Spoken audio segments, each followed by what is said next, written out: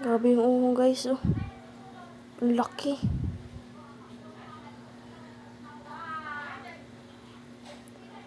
Grabe. Malapad ng uhong to eh. Grabe, ang laki oh.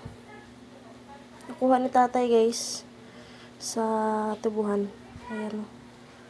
Laki oh. Yan. Haba pa ng mga pa niya.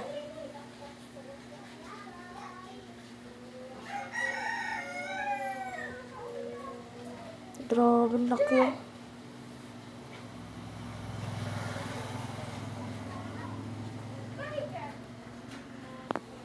Sarap to lutuin guys. Igigisa mo siya. Yan. Yan oh. Siguro ano, marami ngayong uhong dun sa uhungan namin guys kasi